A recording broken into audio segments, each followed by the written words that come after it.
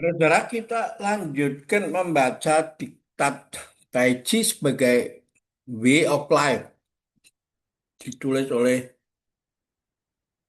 Dr. Budi Munawar Rahmat. Dia seorang apa pelatih pimpinan kursus ekoteologi dari Kementerian Agama, dosen filsafat di Sekolah Tinggi Filsafat Triarkara dan di Universitas Paramadina. Dalam bab 18 ini, dia menulis tentang relasi sosial dan harmoni interpersonal.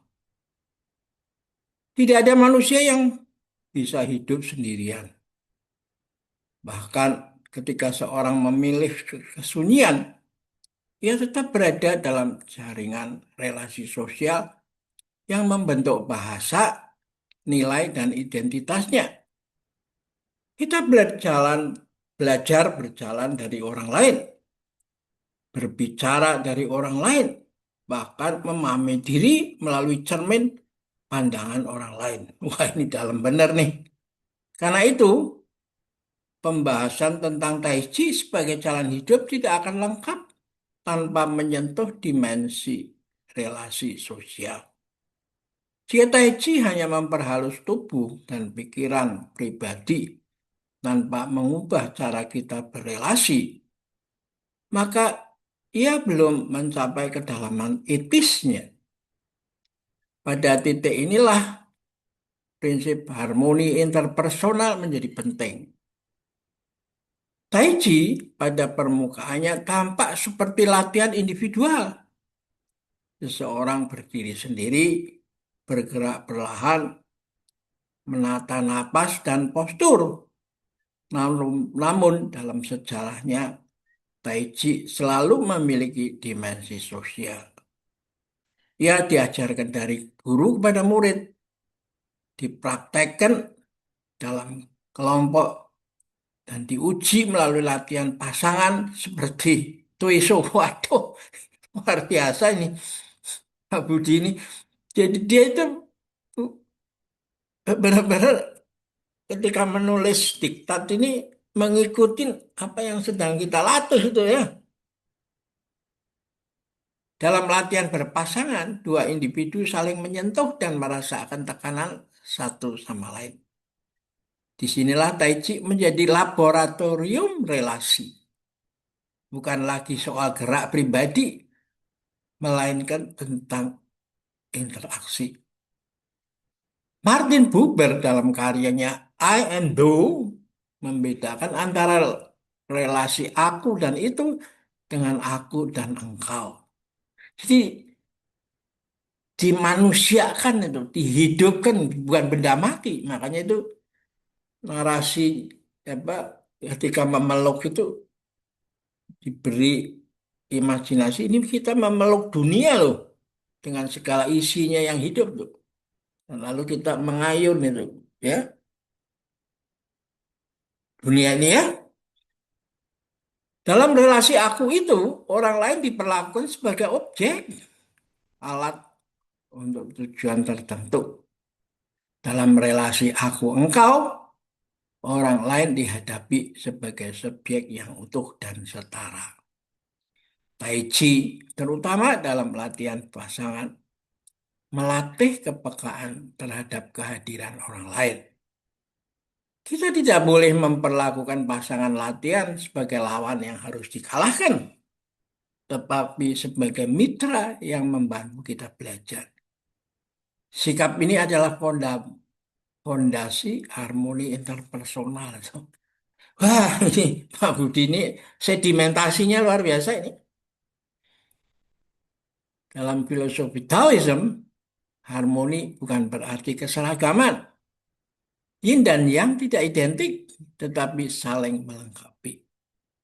Lao Tzu menulis bahwa segala sesuatu lahir dari interaksi polaritas dalam relasi sosial. Perbedaan bukan ancaman, melainkan peluang keseimbangan. Walah, walah, walah. Tai Tai Chi mengajarkan bahwa kekuatan tidak selalu berada pada pihak yang dominan, tapi pada keseimbangan antara kedua belah pihak. Namun, harmoni tidak berarti meniadakan konflik. Konflik adalah bagian dari interaksi manusia. Yang membedakan adalah cara mengelolanya. Dalam latihan push hand, ketika dorongan datang, kita tidak melawan secara keras. Kita menyerap dan mengalihkan. Prinsip ini dapat diterapkan dalam percakapan sehari-hari. Ketika kritik datang, kita tidak langsung membalas dengan defensif. Kita mendengarkan, merasakan, dan merespon dengan kesadaran. Epictetus mengingatkan bahwa kita tidak dapat mengendalikan tindakan orang lain, tetapi dapat mengendalikan respons kita sendiri. Tai Chi melatih respons itu melalui tubuh itu. Relasi sosial juga berkaitan dengan empati. Empati bukan hanya memahami pikiran orang lain, tetapi merasakan kondisi mereka. Merleau-Ponty menyatakan bahwa tubuh adalah medium intersubjektivitas. Melalui tubuh, kita menangkap ekspresi, nada suara, dan gestur orang lain. Tai Chi dengan kepekaan somatiknya memperhalus kemampuan ini. Ketika seseorang terbiasa merasakan perubahan tekanan kecil dalam latihan pasangan, ia menjadi lebih peka terhadap perubahan emosional dalam relasi sosial. William James menekankan bahwa pengalaman sosial membentuk identitas diri. Dalam relasi yang penuh konflik dan ketegangan, identitas menjadi defensif dan tertutup. Dalam relasi yang harmonis, identitas berkembang dengan lebih terbuka. Dan karena itu terjadi win-win kan? Konfusius mengatakan, kalau mau kamu eh, maju-majukan orang lain, kamu mau berdiri, berdiri ya didirikan orang lain. Pasti kamu sama-sama ikut. Karena ya dalam bahasa Mandarin, itu manusia ditambah angka 2 itu. Ya, kemanusiaan itu ya itulah. Nah, bukan saya yang minta dihargain hak-hak asasi saya. Ya oke-oke aja lah. Tapi dia itu nggak bisa menjadi ego yang tertutup ya. Dalam relasi yang harmonis, identitas berkembang dengan lebih terbuka. Tai Chi sebagai praktek komunitas menciptakan ruang interaksi yang relatif bebas dari kompetisi. Di taman atau aula latihan, orang dari berbagai usia dan latar belakang berdiri berdampingan tanpa hierarki performatif yang ketat. Ini menciptakan ruang sosial yang berbeda dengan logika pasar itu. Namun kita juga perlu hati-hati. Nah ini nih, selalu dalam tulisannya Pak Budi ini tidak pernah kagetan, tidak pernah apa gumunan ya toh. Tapi selalu punya itu, punya apa eh, apa berat berat apa itu namanya, dia mempunyai kemampuan itu gravitasi dalam dirinya ya. Namun kita juga perlu berhati-hati terhadap romantisasi komunitas. Tidak semua kelompok Haichi otomatis harmonis. Ego, ada ambisi, dan konflik tetap dapat muncul. Harmoni bukan kondisi alami yang muncul begitu saja, tapi hasil dari kesadaran kolektif. Aristoteles berbicara tentang manusia sebagai makhluk politik yang hidup dalam polis. Kehidupan bersama membutuhkan kebajikan dan kebiasaan yang dilatih. Tai Chi menyediakan konteks latihan ini, tetapi tidak menjamin hasilnya. Hannah Arendt dalam The Human Conditions membedakan antara kerja, produktif, produksi, dan tindakan.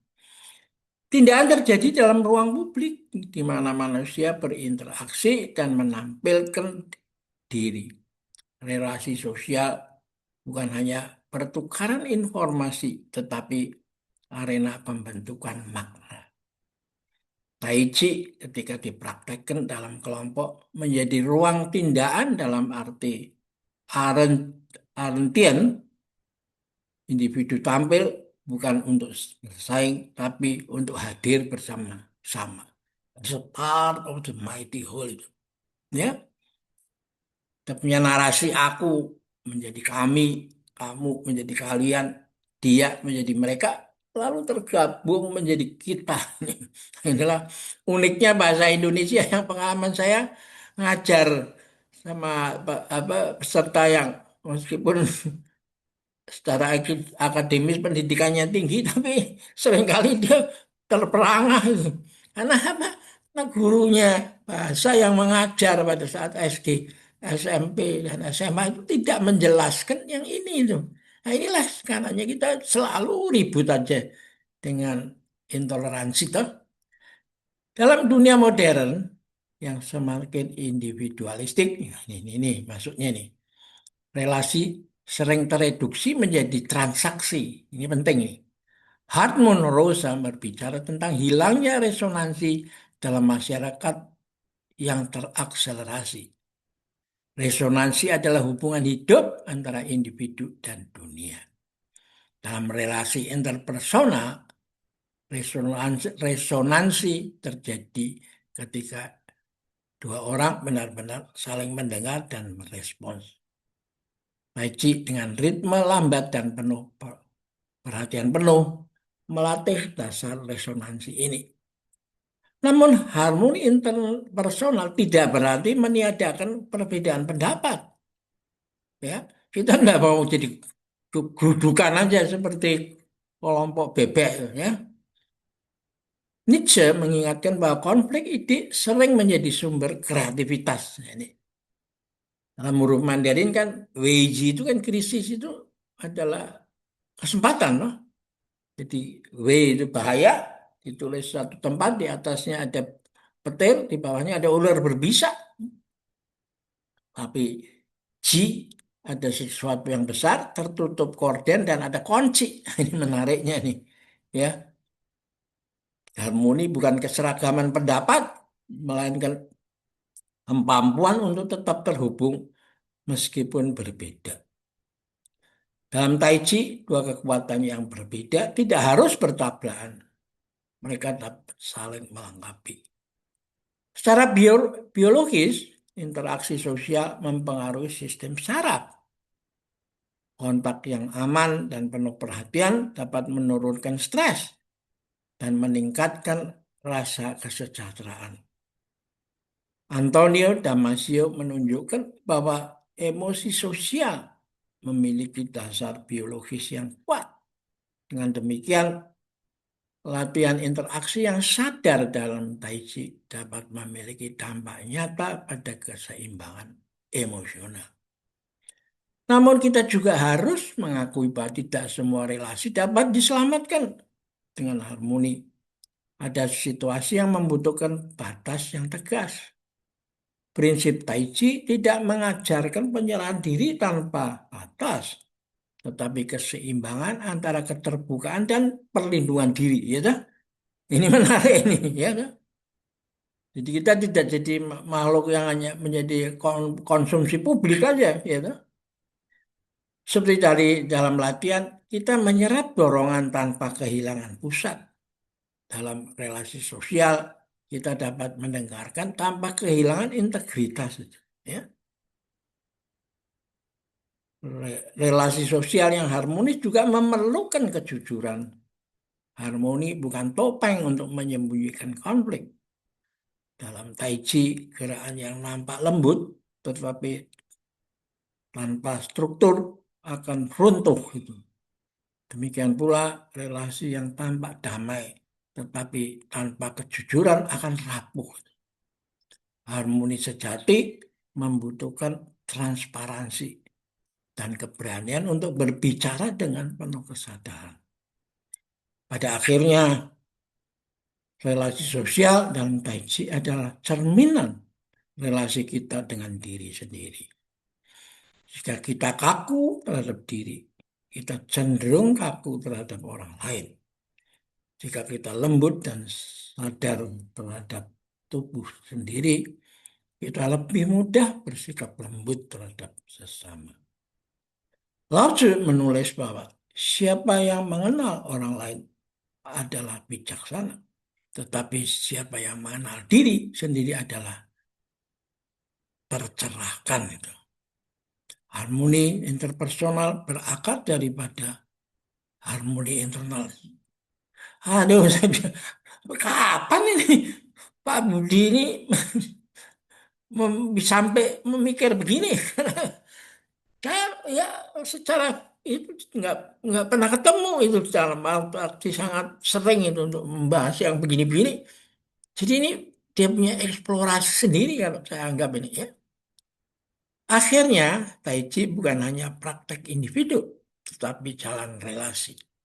Ia mengajarkan bahwa harmoni bukan keadaan tanpa konflik, tapi kemampuan mengelola perbedaan dengan kesadaran dan keseimbangan.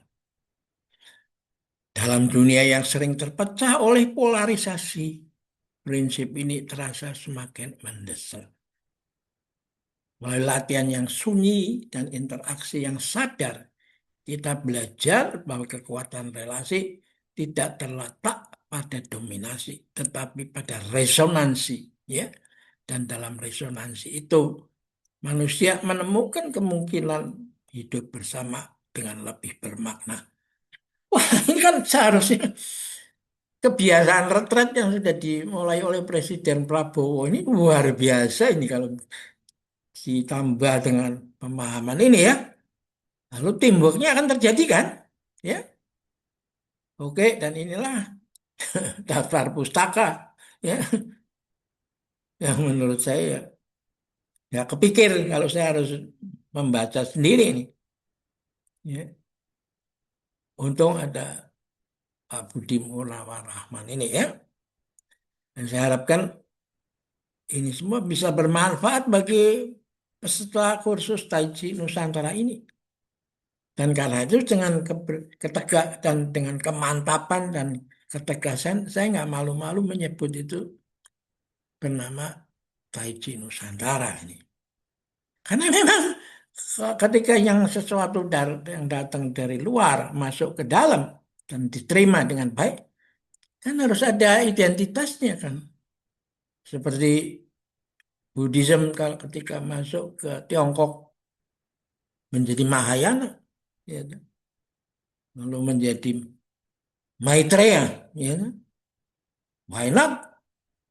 Tai Chi masuk ke apa Nusantara ini kita kasih tambahan Tai Chi Nusantara. Tapi Anda harus benar-benar mengenalnya. Kalau nggak mengenalnya, hanya dipakai yang dicap sebagai orang tukang stempel doang, cari stempel ya. Ini nggak baik ya. Makanya ini satu hari kita akan bawa pemikiran-pemikiran ini ke Tiongkok itu. Dia punya ide yang bagus dengan Taoisme sudah didevelop oleh bisnis genius eh, lokal genius seperti Pak Budi Munawar ini sehingga ya kita bisa terus memperkaya bersama-sama ya untuk membangun peradaban masa depan yang tidak hanya menjadi perlombaan teknologi perang itu ya kan harus ada perang untuk membuat stok di gudangnya itu menjadi kosong ya. Jadi cari duit lagi peres sana peres sini supaya stok gudangnya penuh pakai lagi jadi cilaka kan kita kalau peradaban model begini kan kita harus memutus lingkaran setan ini dan menurut saya setelah mengerucut menjadi Tai Chi the way of life itu memang ya saya mengatakan bahwa ya inilah begini Tai Chi harus ya Oke, kita akhirin sini dulu. Sampai jumpa lagi.